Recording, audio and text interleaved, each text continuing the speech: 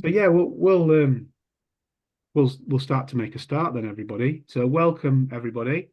I'm Scott Clayton. I'm from the charity Bluetonic, and yeah, I'll tell you a bit about us before we go on to have our interview with Rachel. So we're a charity that's all about a concept called the Blue Mind. The Blue Mind is based on a book called by a guy called Wallace J. Nichols.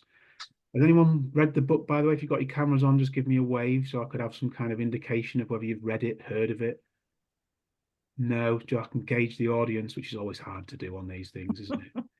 Um, so yeah, The Blue Mind is up about 12 years ago. It was published, and Dr. Wallace J. Nichols, who's from America, um, born in New York, he's a marine biologist by trade, and he realized that nobody had gathered anything around the science of why the water, being in, on, and around it, is incredibly good for our mental health and well-being.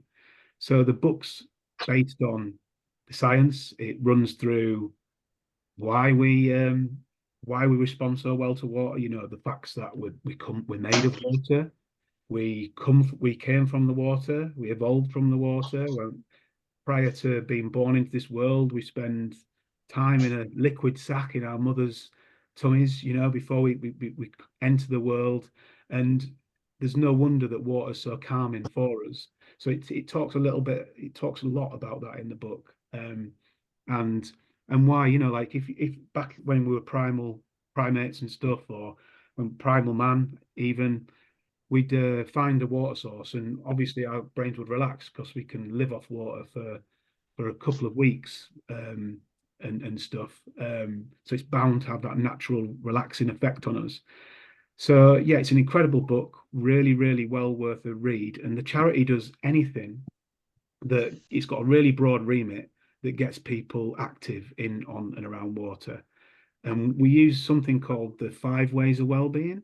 Again, if you've heard of the five ways of well-being, please just like give me a little wave or something. But the five ways of well-being are a public health driven thing in the UK, uh, which are all about a really broad base of things that we can do to look after our health and well-being.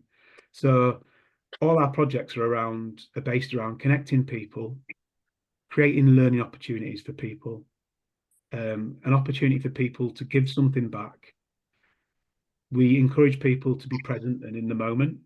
So please, like, keep focused tonight, and connect to nature. And we also get people being active as well. So we use those five sort of ingredients, and we just pour water onto those as well. So all our projects do those things, but do something that's got to do with water. So the kind of other projects that we do apart from these talks, the last one we had, by the way, the author of the Blue Mind was the guy that came along and did a talk. Wallace J. Nichols came on, so that's on YouTube. This will be recorded on YouTube as well. So if you want to watch it back, if it was that good, you can do that. I'm sure it will be. But also you can tell friends and family or anybody else that you think might be interested. So, but we also do something called the Under the Bridge project, which is a men's mental health project. It's all about getting guys active and doing all those things we've just said, with an element of singing involved. And the guys sing under bridges. It sort of started in COVID. We've had about 70 men come through and come to sessions so far. We're trying to build towards a performance of 100 men in the summer this year. Um, and yeah, Paul, who's our chair, who's here this evening, he's part of that choir, a stable part of that choir actually. So yeah, that's one project we do.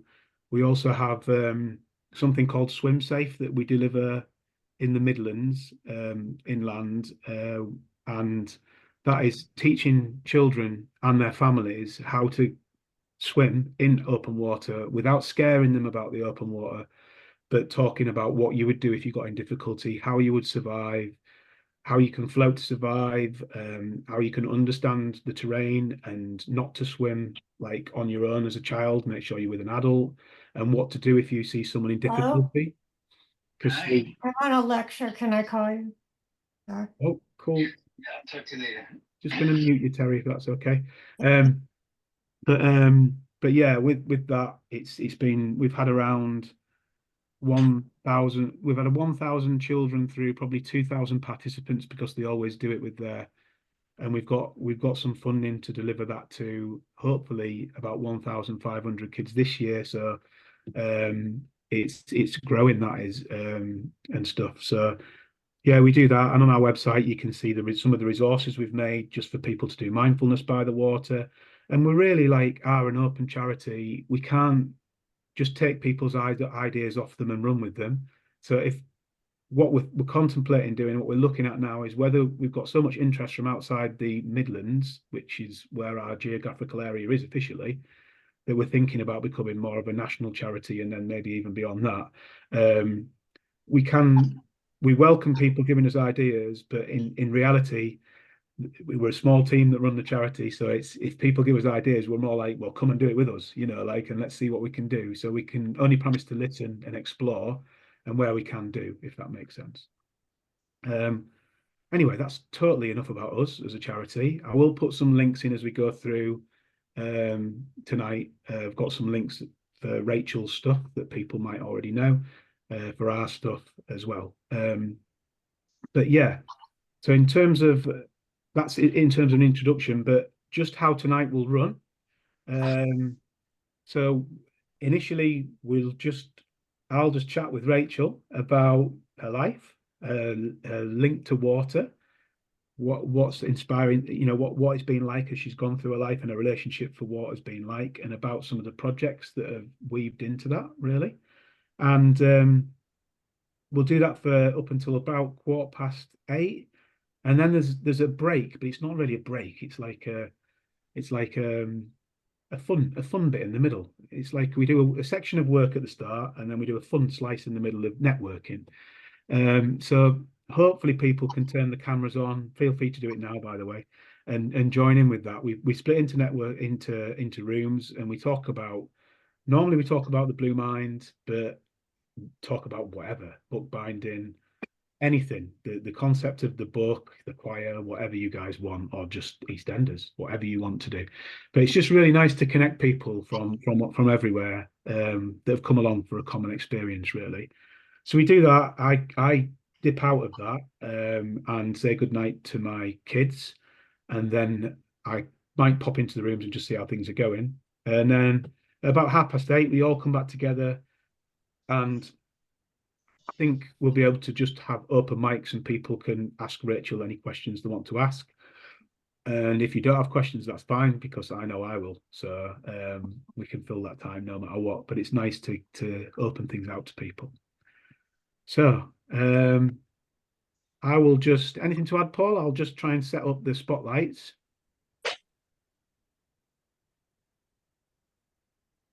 Just make a gigantor version of Rachel. You see my messy studio behind, or my creative studio behind, whichever way you want to look at it. I'm trying to work out how to spotlight me as well.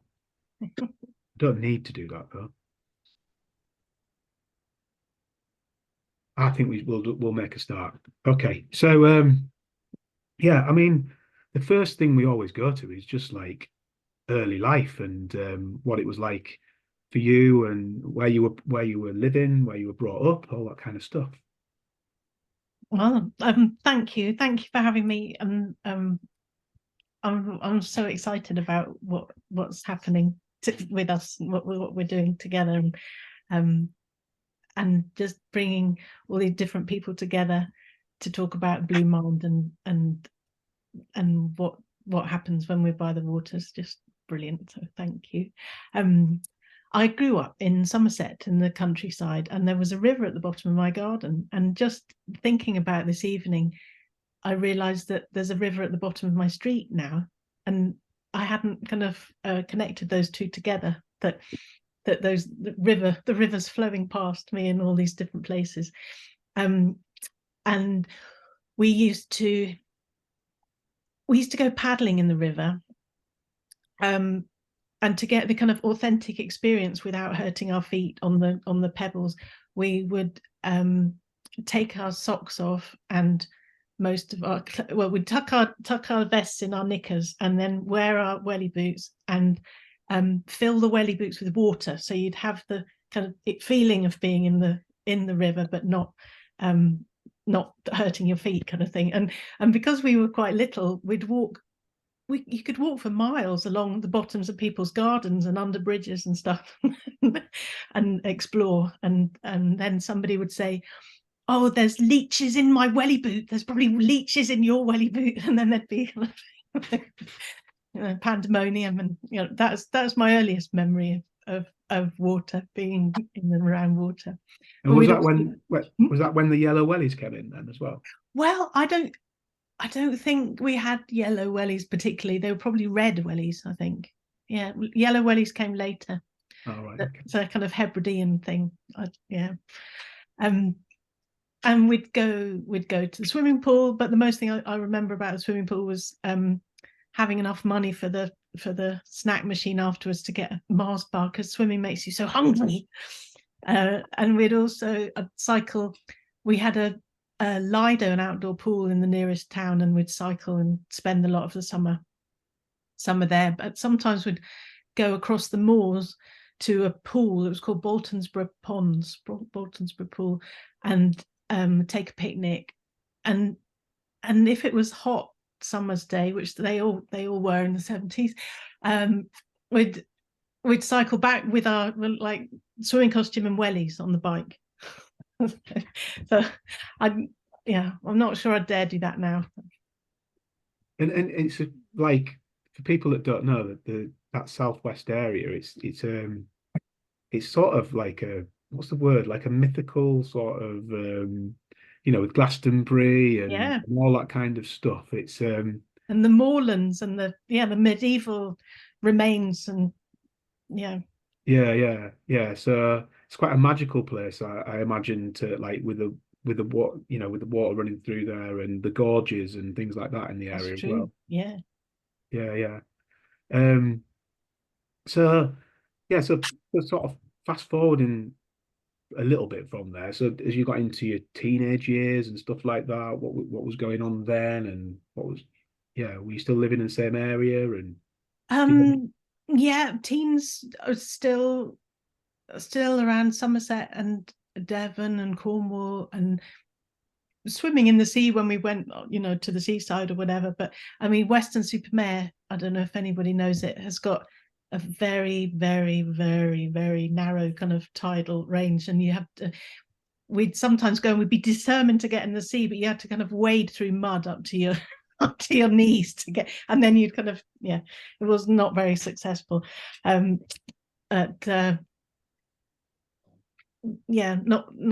the Hebridean crystal clear water, certainly. But when I came up to Scotland to go to university in Edinburgh, and Edinburgh has this amazing collection of Victorian swimming pools which have the changing rooms all along the side, and they're just great. And so just swim there a lot, but not particularly around and about the place. I think I had my kind of student blinkers on, and just and so you were sort of starved of the sea a little bit then, were you? And most of your time was spent by the rivers and stuff. Do you think now that you prefer the sea more? I mean, that comes a lot across in the book, but I suppose it's so accessible to you. Well, I was very, very lucky to meet a lovely man who lives on Iona, and so I got to experience what it was like to be able to just literally go from the back door down to the sea and swim. No, it does just look incredible, really. So you studied in Edinburgh, and when did the sea swimming start then? I was trying to think. There've been, used to kind of swim at any kind of opportunity, but not regularly, really. And even though when I first arrived in Edinburgh, I'm embarrassed to say that I didn't really know that it was on the coast.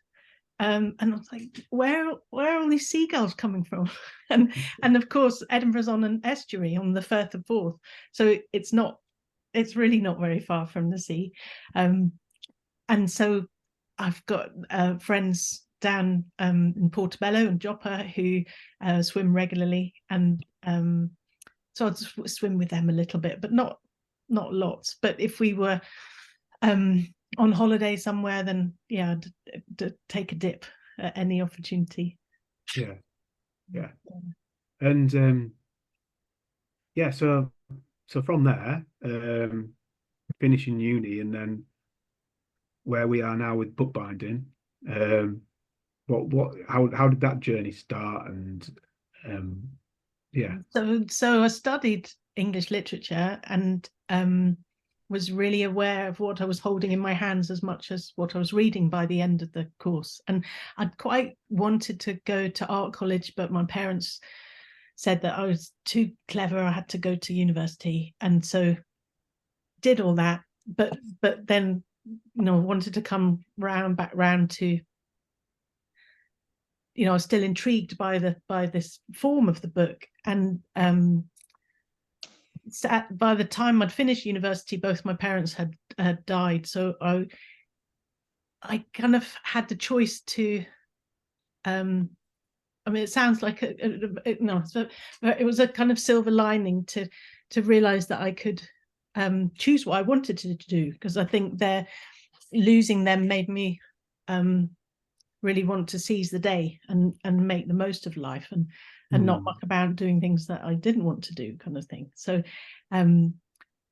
so I looked into studying bookbinding and started training, and then discovered that there was a course in London about artist books, so not traditional bookbinding, but using the book as an artistic medium. And but then I was commissioned to make a 2-meter high book that you could stand inside the pages of for a fashion designer called Helen Story. Wow. That was just life changing, because she encouraged me to work at a completely different scale, because you can see I like little compartments and little books inside.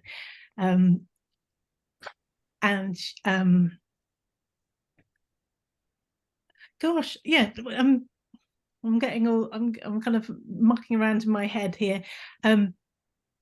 After that, I went to Antarctica. I swam in Antarctica. I don't think I talked to you about that. No, I didn't know that. I was artist in residence on a cruise ship, on an expedition ship, and wow. And so of course, there's a big thing about doing the polar plunge, which is very carefully controlled, with a defibrillator standing by and making sure everybody's all right. But that was just incredible, and I managed to go a few times. I was artist in residence on this expedition ship, and then I worked in Britain's southernmost post office, Port Lockroy, as assistant postmistress and penguin monitor. And we were on this very small rock with no electricity and no running water for 4.5 months. And so we had to be quite careful, because help was 2.5 days away. And so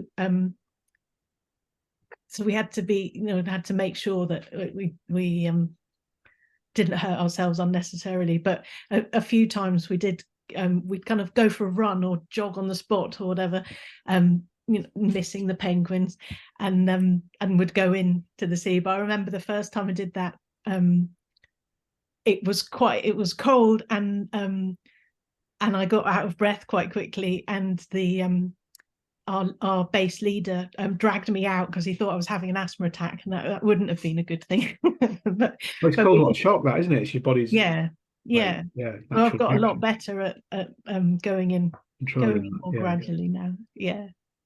Wow, I didn't know that.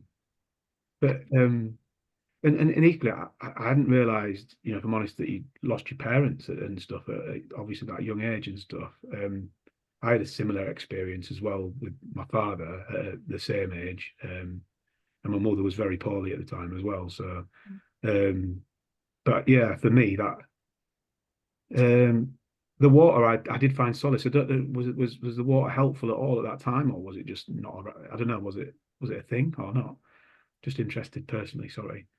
Um, I think, yeah, I've always found water really calming, and that kind of mesmerizing, watching the um watching the waves come in and go out, and just, Yeah, it's like watching a fire, the flames in a fire. It's just, there's something absolutely mesmerizing about it, and very meditative and relaxing, and yeah, yeah.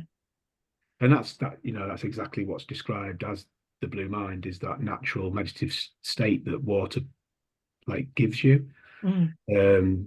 So like the fastest way to unplug your brain in this world where we're multitasking and stuff like that. But it certainly helped me with like my trauma around stuff. But I hadn't really realized until I moved away from the sea how much the sea had helped me, if that makes sense. Yeah, yeah. But yeah, yeah.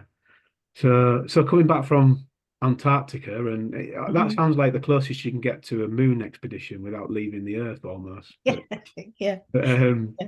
but yeah. So Quite an experience. yeah, Yeah. what was next from there? Um,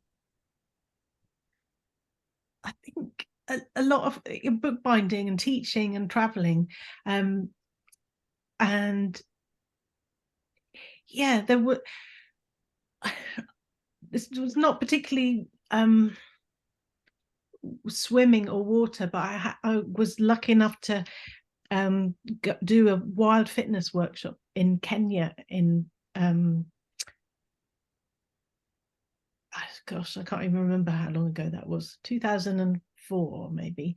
And um one their whole ethos was about being healthy, that too many of us are zoo animals. We're kind of, inside all the time, and we go to a gym and go on the kind of treadmill when we could be outside. And so using your own body weight to, doing dips and lunges and just running, being outside. And I mean, that was amazing to do in the jungle when we had bougainvillea petals to follow, and ended up in the tree house having cashew and banana juice or something with, that it was very different. But after we'd done a particularly strenuous day, we swam through mangrove swamps on with tires, and that was just amazing.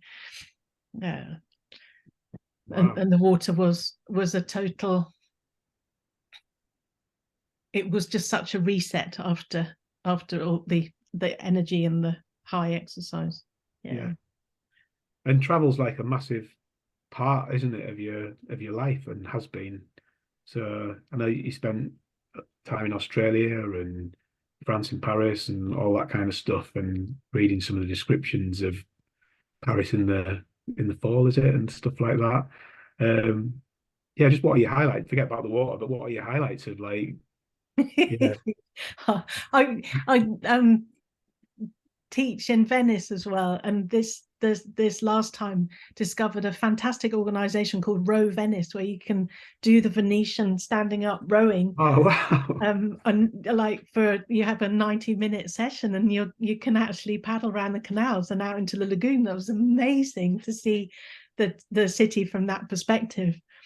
And yeah, I'd love to do that again. I'd recommend anyone to do it, because it's such a different way of seeing the city. Yeah, yeah, yeah. And I do tend to take my swimming costume with me so that I can have a dip, because that's the great thing about swimming. You don't need much kit. If you're in a pool, yeah, maybe you need goggles and stuff, yeah, but outside you just need a cozy. yeah. Immersion's not doesn't cost a lot, does it? It's not an expensive hobby, really. No, no. Um, Although there's lots of venues now that are insinuating that you can't swim anywhere but a lifeguarded venue, and then you have to pay £5, £10 to get there and a membership fee, which You have to take responsibility, and yeah, yeah, yeah, learn about what, and know your limitations, of yeah. course. Yeah. But I imagine there's not many lifeguards around when you're getting in Iona and No, stuff. no. Well, I do have my man and my dog. Yeah, Yeah. That's it. So so Bound was the book that kicked everything off, wasn't it? I've Yeah. realised that everything that is it when I look at my thing now, everything's back to front, so it's the mirror sort of. I can see it the Oh, it right looks the right way around to you, does yeah. it? That's good then. So my sign's the right way around as well. It's just if I'd have changed it, then it would have been wrong for everybody. But so yeah, and it's a beautiful book, isn't it? It's like, Oh, thank you. well, it is. And my daughter has been looking at it, and she loves the fact that it starts simple. She hasn't had a got a project yet, to be honest. It She's seems building up to to it. yeah, but she's looked through it and gone, oh right, if I do that, I can then move up and do that and do that and build gradually towards something Oh, a little bit more complicated. But I noticed you've got some drawings on the wall that look like from the book. The squiggly sort of. yeah, probably. Yeah, yeah. Yeah, Um, this was a left-handed alphabet. I kind of did a project last year of 100 days of writing the alphabet with my left hand. yeah. And I love the creativity of it because everybody knows how to write the alphabet. And so um experimenting with that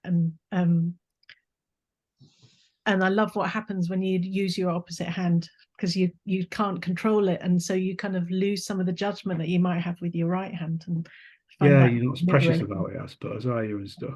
Yeah. Yeah, And in Bound I wanted the projects to be very accessible, so to make patterns, it's just again very mindful, and actually it using watercolor rather than being in the water. You're just the water that makes the magic, that it kind of pools and spreads and um comes up with different effects that you didn't really intend, and there's such beauty in that. yeah. And was this the book that did this change things for you? Was this like your was that a big point, like like pivotal point in your sort of career, or was it already all going swimmingly anyway? It was going pretty good, um but I was teaching all around the world, doing lots of different things. But sometimes it was hard to I just wanted to spread the word about how great it is to make books, but I'm only one person, and so to physically teach in all these different places. In 2012, I did a different workshop all around the world each month, and it was a different workshop in a different place, different structure, and it kind of did my head in because I had to work out, how was I going to get the paper there, and I didn't have enough people on this workshop, and by the end of that year I was not in a good way. um and actually, well, that coincided with meeting John and moving to Iona. Yeah, so yeah, the water sorted me out. Yeah. And then did Bound like then increase your um ability to Yes, thank travel and you. teach and Thank you. yeah, That's what I was going to say.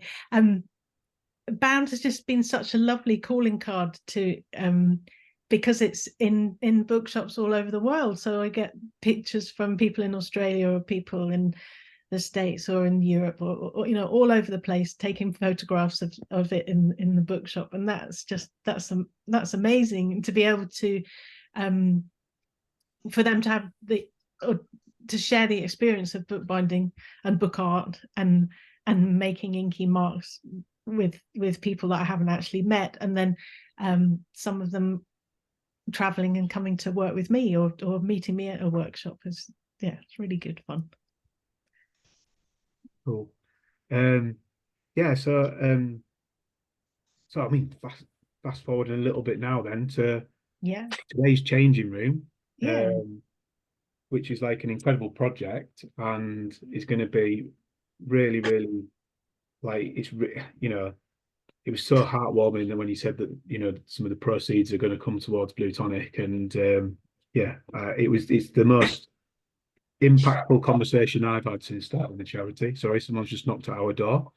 Um, and yeah, so I know I think it started in COVID, didn't it?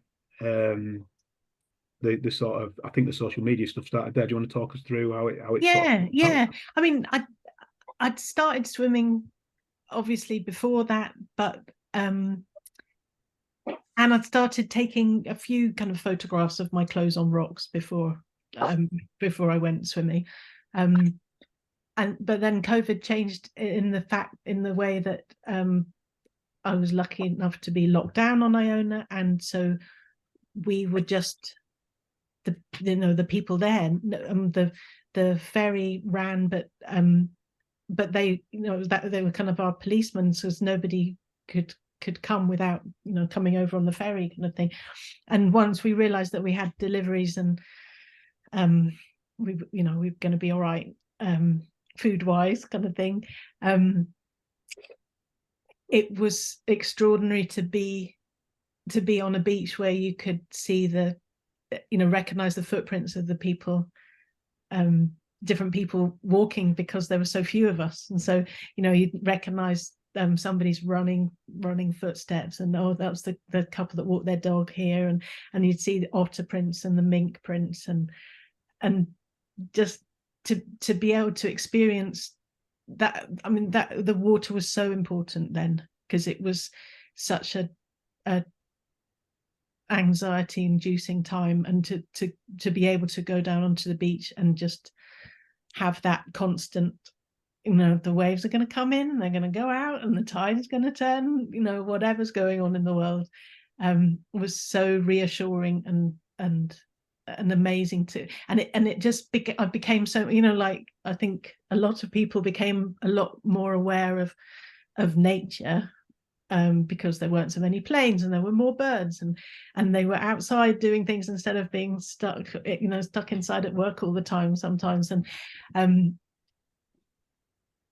And so to kind of take delight in that morning walk, the daily walk with the dog and John, and so swimming became part of that routine, and it got to the point where it was so invigorating that, and I didn't kind of realize it, but we'd be walking along the beach, and I'd be grumping about something, and John would say, do you think you're going to have a swim today? Oh, I don't know, maybe. All right then. And then I'd come out da, da, da, kind of sparkling and tingling with just it was always a good idea to go swimming, always. Yeah. And I love the fact that you don't, like we were talking about, you don't need any kit. You just, there's the water, there you are.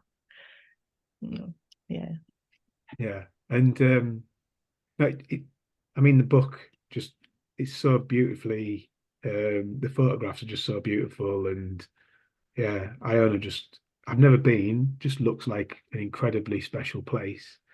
Don't you want to tell us a little bit about Iona? It is a very special place, and it's been a special place to many people for a long time, spiritually and religiously, and kind of the birthplace of Christianity, Columba coming to Iona and spreading the word from there. And from a bookbinder's point of view, I love that there was a scriptorium on Iona, and we think that that's where the Book of Kells was created, on Iona, which is amazing to have that kind of legacy going back, but and make it in a contemporary way. And one of my favorite quotes, which George MacLeod, who was the founder of the Iona community, he kind of paraphrased it from somebody else, I suppose, the kind of, the Celtic tradition of thin places, that the thing about islands is there's less space between heaven and earth. And I love that.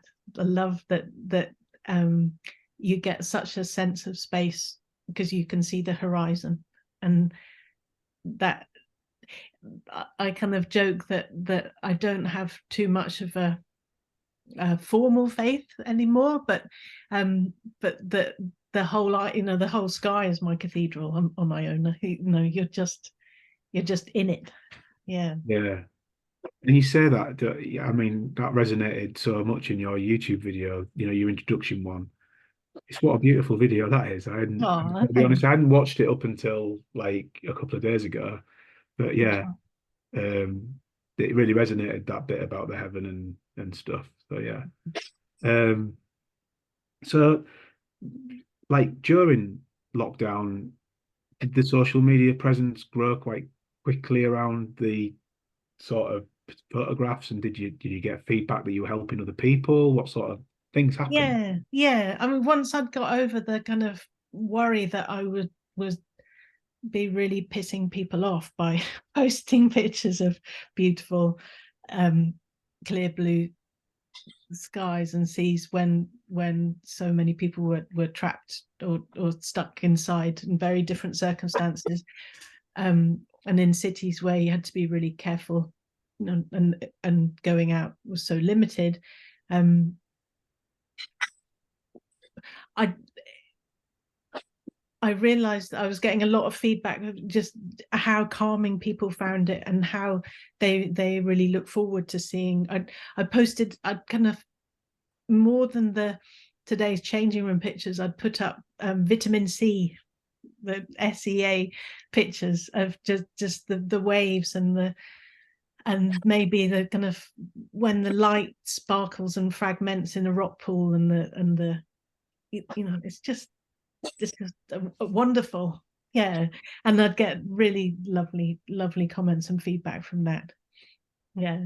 I remember a very early comment about the today's changing room pictures was a friend on Iona who said, "Every time I see that, Rachel, I think you've spontaneously combusted." which I like that as well. It's just a little moment in time. Yeah. But it's like, with the Blue Mind stuff that we do, and the because you have done, are you doing the Working Blue Mind Challenge, aren't you? Is that, yeah? So we do the journaling around that, and a lot of that is based on, the section in the book where you can like awaken your blue mind without actually going to the beach or whatever. So you can't imagine what the gift you were giving people at that point. It must have been, and once people get into something and feel like it's a community as well, Yes. Yeah. Yeah. yeah, Yeah. And I don't know if I've said that that's one of the things that really attracted me to Bluetonic as a charity, is because it's not just about swimming. It's about being in, on, and by the water, and I yeah, love the accessibility of that. yeah. Because I do open water, I'm a qualified to do open water swimming coaching, and getting in for me is the ultimate hit. But I try and think about all the ways you can do it, because if you're struggling on a day, just going and getting in a shower and having a mindfulness kind of shower, it's Yeah. just spending that time and really feeling the water come across you and all that kind of stuff. Mm-hmm. It's really, really, really good for you. But sometimes you just jump in and jump out and get yourself dry and storm out the house. Do you know what I mean? It's like little things that you can do that I like about what we're trying to do. Yeah. Um, Okay. So yeah, what do you want to tell us a little bit about today's changing room? Yeah. Yeah. I've got this here You've with got me. a copy there. Yes. Brilliant. Well, I know lots of people haven't seen it yet, but have ordered them. So yesterday they started heading off around the world, which is brilliant. Um, it's deliberately quite small, and I wanted it to be so that you can kind of flick through it as well. And the same person who designed my lovely website also designed the book, and I'm so glad that I did that rather than trying to do it quite badly myself, because I think she's made it so elegant, and there's a kind of space in it that I love. And the photographs, they're just taken on my phone camera. They're not, so they weren't kind of posed or set up or anything. They would just, I'd just take my clothes off, take a picture, and then go. So obviously some days were colder than others, so I'd take the picture much quicker than others. And then I realized towards the end of last year that I had all these photographs, and I wanted to do something with it. And I love teaching so much because I believe that everybody's got a book inside them, that I tend to put my making just kind of on the side a little bit. And the more I thought about it, the more I thought I've got this beautiful narrative sequence of images that span the arc of a whole season over many years or several years. And what would it look like to have that all in one place that you could just flick through and see? And so yeah, I've got a quote for the design, and I've got a quote for the getting it printed, and thought, yeah, let's do it. And I'm so excited that it's out in the world now. No, it's, well, we're super excited. Yeah, definitely. Yeah, it is that perfect size to just have a look and stir a memory about going to the seaside, or Yeah, just tranquility, or whatever it is, really. So yeah, and especially like, was one of the pictures, is that in, it looks like it's Northern Ireland, but is that on Iona as well, with the basalt salt column? it's related to the Giant's Causeway in Ireland, but it's actually on Staffo. It's Fingal's Cave. I've heard of Fingal's Cave, yeah, because there's Yeah, people, I think there's YouTubers that I've seen swimming in it and all that kind of stuff. yeah, yeah. So yeah, that was a little wild card for people to notice, because all the other Oh, I images did a good job there. oh, yeah, you did, well done. All the other images are of Iona. Yeah. But quite soon after lockdown, when the boat trips started going over to Staffa from Iona, went over with some friends who were not too bothered about rushing up to see the puffin colonies, because most people, they rush along to Fingal's Cave and go, oh, amazing, and then they go back again so they can go up onto the cliffs, and you can sit there and the puffins come to you, and that's utterly magic as well. But we decided not to do that, and we kind of just walked along. We had some flasks of tea, and so we just sat on these basalt rocks, which make nice seats. And then I realized, well, hold on a minute, there's no one around. It was high tide and a very calm, there was no swell, and the basalt pillars actually made very good steps down into the cave. So I kind of thought, right, I don't think I'm going to have this opportunity. I'm going to seize it, and so I went in, and the water was very cold and very dark, and it was magic. Yeah, and I didn't stay in very long as well because I was a bit scared. No, but yeah, it just looks amazing. And yeah, the formations they're from volcanic stuff, aren't they? Yeah, Volcanic stuff. That wasn't great, was it? But volcanic stuff, very very geologically correct. Yeah. But I think it'd be good to open up some rooms and do the little bit of networking. So just for Yeah. about 15 minutes. So please, guys, if you can, turn your cameras on. I think Gisella's got a lovely, friendly photo that I keep thinking she's frozen in my screen or something, which is nice. But if in the breakout rooms we can unfreeze and participate, it's really, really, really, really nice. I've done 4 rooms. So yeah, just please have a chat away. I'll open those now, and I'll come back after saying good night to my daughters, and we'll chat some more to Rachel about what's next. Really, I think. We had a very papery, booky, watery session. Yeah. Yeah. Lovely. No, it was. I had a, yeah, with the room I went in with Julie, Milne, is that the Yes. and Sharon. Yeah, we had an amazing chat about native Indians and Wow. yeah, some ancient rituals around water and near the Mississippi River, and then yeah, so some lovely chats, and it was a nice mix because there was Sharon's come to quite a lot of our Bluetonic chats. she's in Oklahoma, if I've got that right. Oh, And yeah, so yeah, it's just really lovely. And then yeah, I went into the other room with, oh gosh, I've forgotten names already, with a lady that had been on your course in Venice. uh-huh. Um, and yeah, Yeah. she was saying what an incredible experience that was and stuff. Wow. Um, so yeah, I hope you all enjoyed the breakout rooms, and it all was interesting stuff.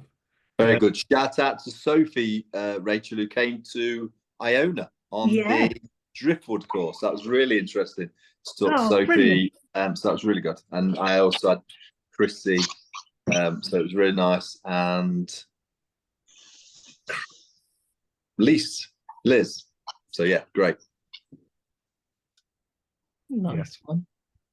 so we can pop some questions now, guys. Some of your questions into the chat. That'd be great. Um, and people are putting in some of the things that they talked about in the breakout rooms as well. I can see there about the water walkers, women who walked to various bodies of water for the protection of water bodies Wow. in Native American culture. I found that like really interesting. Yeah. Um, but yeah, any questions for Rachel? You can type them in and stuff. But how did you find your breakout room, Rachel? Just while people are Oh, doing it. lovely. Yeah, Yeah. Did you meet people that you already knew? I did. I did, which was a treat. Yeah. We were talking about a bookbinding school in Boston Oh, cool. that we'd all had connections with, I think. Yeah, amazing. I love that, the smallness of the world sometimes. Yeah, yeah, yeah. Yeah. I was going to say to people, if they wanted to save the chat, about you go to the chat box and right at the bottom there are three little dots, and you can save it so you can refer back to it if you want to I'll make sure I've done that. I'll click save the chat now, so we've got that. yeah. Got a question come in. Do you From swim at the Fiona time? Do you swim at the same time at every the day? same time every day. Um, Pretty much, yes. Yeah. It kind of coincides with the dog walk, and the dog's getting a little bit older, so but usually in the morning and in the late afternoon. But yeah, definitely the water, the morning one is the good one. But it in the summer, if the tide's going to be really low, that's an amazing opportunity to be able to swim across. There's a little island. It's called Calf Island, which is Elan Calf Island, which is just off one of the beaches at the north end. And if it's a really low tide, then you can almost wade across. So that's worth going at a different time to do that. Yeah, and I'm quite a fair weather swimmer. Well, maybe not fair weather, but if it's too choppy and windy, then I don't want it to be dangerous, so I wouldn't do that. Good question from Chrissy. Hello, Chrissy. Do you ever find it hard to get into the water, especially in winter? How do you talk yourself into it? Or is John talking me into it if I'm in a bad mood? But just the thought that of how good I'm going to feel afterwards. And he thinks that I go in quite fast, but I kind of walk in. My technique is walking in quite quickly up to my waist, and then getting my hands in, and then splashing my shoulders with the water, and then also maybe touching my face, because apparently you have heat receptors on your face, or temperature receptors. So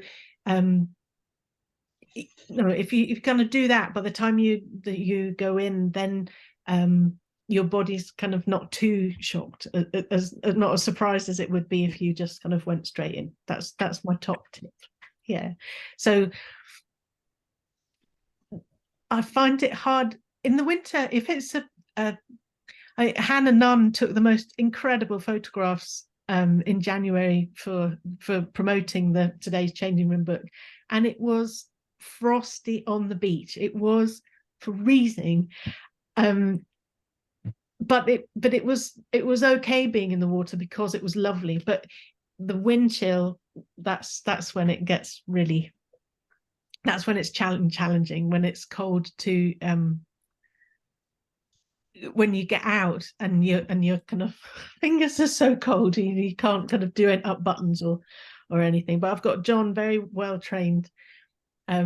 He's so when I first started swimming with the frost on the beach, I'd get I did order a dry robe, and so he's trained to, he stands on the shoreline with holding the dry robe up, so I come out of the waves and just put it in, and then he gives me a big cuddle. That's what you need. Someone to do that. That's good. But the dry robe, that is like a cuddle in itself. It's just like putting on, like getting into bed really quickly. Yeah. And got a good question from Milne asking about the book person could flip through. Yeah, I feel like this one's a bit of a conversation one, so please feel free to chat a lot through, Milne, if you want to. Yeah. Well, you said you wanted it to be one you could flip through, and I don't know if that was just a small comment, but I always feel like I should read all the things in a picture book or a coffee table book, but I do like to just look. Yeah. Good, great question, Milne. It's lovely to see you here. Thank you. There are different ways of reading a book, aren't there?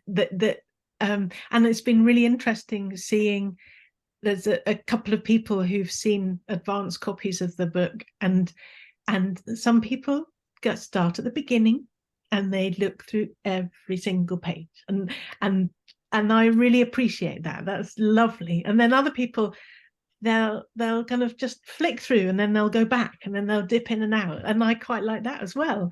And there are not very many words in the book. There's an introduction and there's a bio and the acknowledgements, but in between that there's just the photograph and the page number and the month. So instead of putting the exact date, we thought about putting the date in, and we thought about putting the coordinates in, and then just thought, no, they're all of Iona. It's not that complicated, that aspect of taking in the book.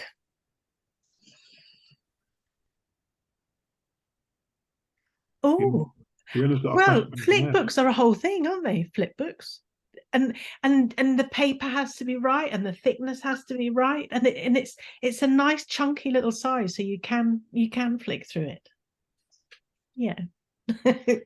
I hope that answers your question. It's the sensuous aspect of the book.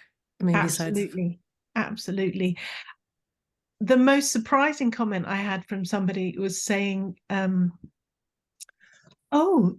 you can journal on the blank page, because the numbers of the pages at the top. So there's the photograph on one side, and the number and the month at the bottom. So you've got that whole page. It's like, I'd seen that as a kind of breath or a pause, and they'd seen it as an opportunity to journal. So, wow, yeah.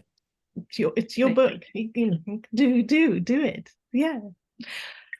Fiona's asking about the swimming costume. Yes, I'm very delighted to mention the make of the swimming costume is Deacon and Blue, and there's a fantastic company run by somebody called Rosie, who realized as a womanly woman there weren't costumes that fitted properly, and so she designed one and has gone on. Oh no, Deacon and Rose. No, Deacon and Blue. I'm talking about Rose.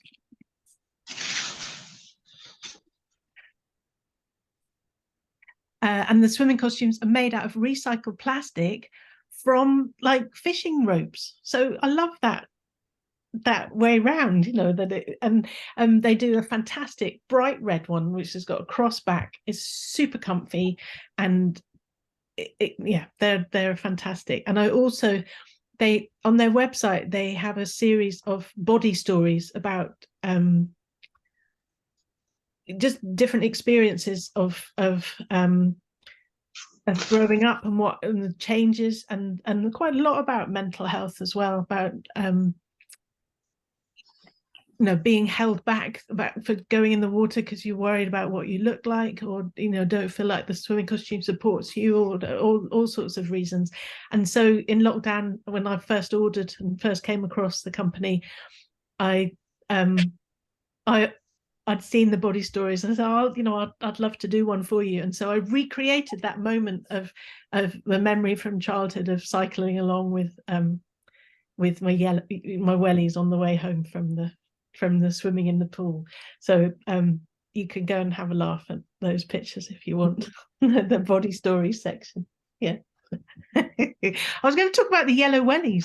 So the yellow wellies are made by Dunlop, and they're steel toe caps, so they're great. And all the fishermen and loads of all the boat guys wear yellow wellies in the Hebrides and all the west coast. And so I couldn't wait to get a pair, and I love them, and I live in them, which is probably not great for my feet, but they're good, and they're cheery. You can't be in a bad mood when you got yellow wellies on. No, they're a stable feature, aren't they, in the book as well? So it's between the sandals and the wellies. Yeah. But Deacon, is it Deacon Blue or Deacon Rose then? Deacon and Blue. Deacon and Blue. So Rose. I love the musical aspect of that, Yeah, it's cool. So they're Scottish company as well. No, they're not. They're based in London.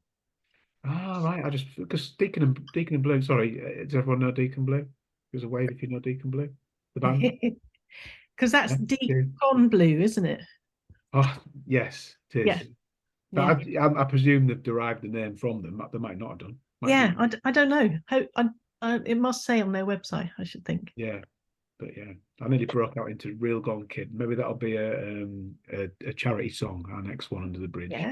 Yeah. Are you gonna, Paul? Were you singing that you want to start singing? No. I was saying you need to. Yeah. Right. Okay. So any other questions? Just feel free to open mics, guys, and ask questions. We're not a massive group, so pass comment, whatever you guys want. Break the uncomfortable silence. Can you see? Hi, Rachel, it's Chrissy. Hello. Can you see sort of your swimming becoming more important in the books that you create going forward, and just that connection with water?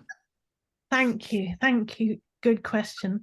I think another motivation for publishing this book was to show a different aspect of my life, which is so important, and do it in a way that was still an artist book, or something that I wanted to create into a book.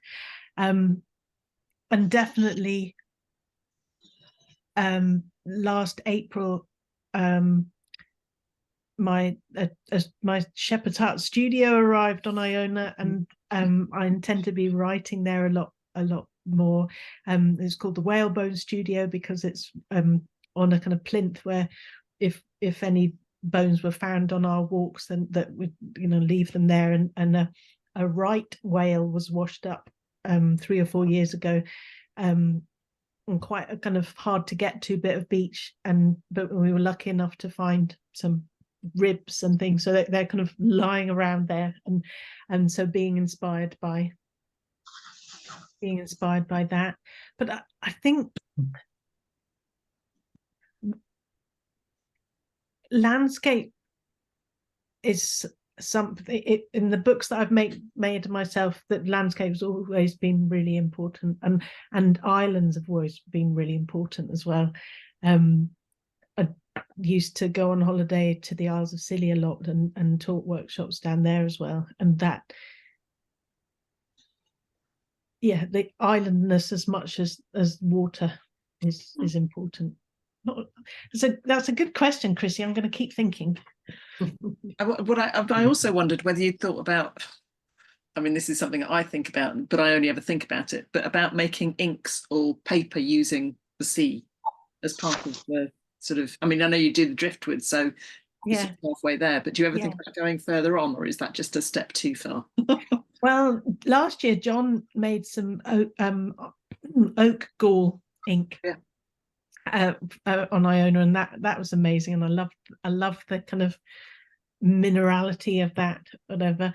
But I've also really inspired by, do you know, there's an American artist called Orly Avenary who makes beautiful books, and there's a fantastic film. I don't know if it's on a course of hers or on her website.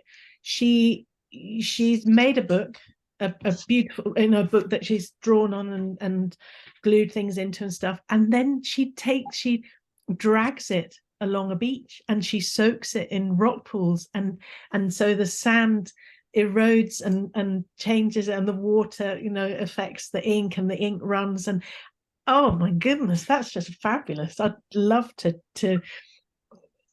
try that.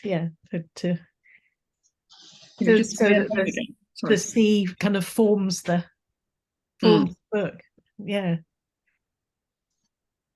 I'm just going to say, can you write her name down in the? Yes. If you remember how to spell it. Thank you. I think. The quick question from Nancy as well. What led you to Iona? I think it was John, was it? It was. I can't remember how you spell Avenary, but you'll find her if you go to Orly Avenary.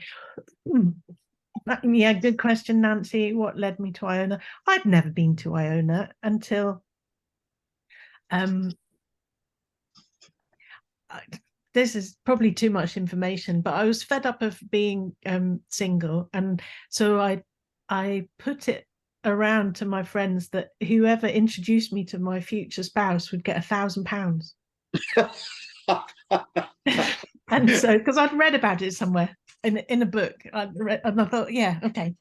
And so I went on some terrible and funny and entertaining dates with various unsuitable people, and then finally this lovely friend Pat said, there's this person that I really think you need to meet, and apparently for like 3 or 4 years before we met, she'd been saying that to both of us and trying to get us to meet by accident, which when he lived on Iona and I lived in Edinburgh was not going to happen. So and eventually she just got fed up and just said, look, this is her website. And so he had a look, and then he messaged me, and then we talked, and so that's what took me to Iona. Yeah. And he was also very clever. When the first time I went, he showed me around the house, and we went upstairs, and he said, so this is the bedroom, and this is my office, and this is going to be your writing room. And so the next time I went up, he'd cleared the space and put a desk looking out to sea to Stafford, and cleared some space for bookshelves. Yeah, he's a keeper. Yeah. He says he's going to watch this later. I hope probably make him blush. And your friend £1,000 better off. Fortunately, by the time we actually got married, she'd kind of forgotten about it, but I gave her a really lovely present. Jolly good. And she's delighted that you're together. Yes, that's the more than money can buy. Yeah, absolutely. When she gets hard up, maybe she'll be knocking on my door. I don't know, but I recommend it as a strategy. It's a good one. Mills asked a really nice question about how did you connect with Bluetonic? Yeah. So I knew that I wanted to. An important part of the book was just trying to, just being so aware of my luck of being on Iona and being able to swim in such incredible crystal clear cold water, and knowing that there are so many barriers to a lot of other people doing that, and having the confidence to do it, or just not having access, and so I was looking at various different charities, and there was some about swimming, but they were mostly in pools, and there was some about I couldn't. And then I very quickly came across Bluetonic, and I thought, oh my goodness, what a lovely, beautiful website, beautiful ethos, and there's a list of your aims, and what you want to happen. I thought, yeah, these are the people. This is good. Yeah. And poor Scott, he had a bit, because of course I'm not particularly organized, and so I needed to get the book to print. So I was like, Scott, can you just send me the logo? And like, well, hold on a minute, we need to talk a little bit about it. You need to tell me a little bit more about it. But all worked out very well. Yeah, and it was just for me, it was like, we've worked really hard on the charity. We formed just before lockdown. It was like the day before we got locked down that we went for a drink. When it was that last picture when you were with people before lockdown, and wow. That was the day that we formed, and like, yeah, it's the biggest sort of donation that anyone's made into the charity. So I was incredibly emotional when I chatted to Rachel. Yeah, so it means a lot. Like, yeah, it's normally the pressure's on to write funding bids and all that kind of stuff, and obviously we don't mind doing that at all. That's part of what we've got to do as a charity. But this brings like a really lovely pressure. It's like, someone's given us some money, but we really want it to be as impactful as possible. So now it's like a little bit of thought into how it works, which project does it go into, and all that kind of stuff, really, which is a really lovely and nice place to be in. So yeah, from all of us at the charity, it's been incredible for us. I just want lots of people to buy the book so that I can give you more and more. And all those ripples and waves going out. Yeah. The question from Nancy about what led John to Iona, which is it had always been an important part of his childhood, and they'd go on holidays there, and his sister's part of the community, but he's not particularly, and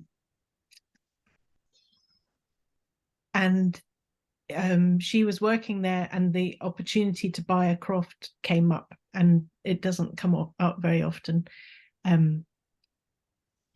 and he had a business plan, and it was just, yeah, it all kind of came into place. And his family the McLeans have ancient links with Mull as well, so it just felt like he was coming home. And even though he's not a swimmer, he's a sailor and a rower, so yeah, he loves it. The water's really important part of him as well. And he really tried to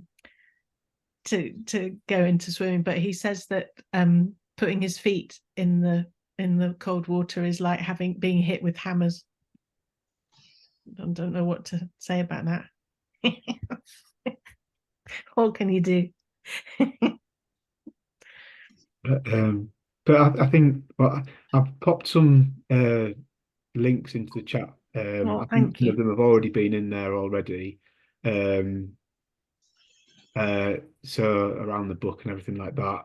There's also a link to a company a new company that are doing sustainable clothing around wild swimming, and they have kindly created a Blue Spaces range, and they're going to give us 10%. But it's a really brand new thing. Wow. So if you like any of the clothing there and stuff, yeah, but I just thought I'd pop that in there. There's no, and then this weekend, I'm really looking forward to meeting Rachel for the first time in the flesh. Because I'm heading up to Edinburgh for the book launch. So I don't know if you want to say anything about that, Rachel. So this weekend, every year, the Fruit Market Gallery has a book market, artist book fair, which I've been part of ever since it began, I think, and it's just an amazing place to. It's like my tribe gathering together. I get very overexcited because you get to see all different things that people have been making, and there's everything from stapled together zines to amazing letterpress printed books and everything in between. And so I like to go with a kind of healthy. So the money comes into one pocket and then goes out of another pocket, because I like to kind of collect examples and see different people's work. And so it just seemed to be a really brilliant fit to launch this book at the Artist Book Fair. So yeah, I'm looking forward to it and look forward to meeting you. Yeah. Brilliant. Well, thank you, Mil. Yeah, I think that comes to sort of the natural ending of the evening. It's flowed really nicely for me. Probably one of the nicest sessions in terms of like how it's flowed and everything like that. It's lovely to meet people that. I think what's been incredibly nice is that I get a sense that people wouldn't have come across Bluetonic that are here today unless it was for Rachel doing this chat. I love that interconnectedness. Yeah, and that's so it might have been a slightly different thing to what you're expecting. I don't know, but whatever it was, I hope it was like a nice evening for you all, and we will pop it onto YouTube and it'll stay there, and stuff. But thank you all. I'll probably if you can spare a few minutes, Rachel, I'll probably just debrief quickly with you before you go, and maybe Paul as well. But thank you, everybody. It's been lovely to meet you. It's always great to meet people from all over the world, and you all the people that have got these cozy workshops. I just want to spend time in them, from like looking at them and stuff. So yeah. But take care, everybody. And please keep in touch with Bluetonic as well. Even if you can. Yeah. Thank you all. Good night. Bye. Bye.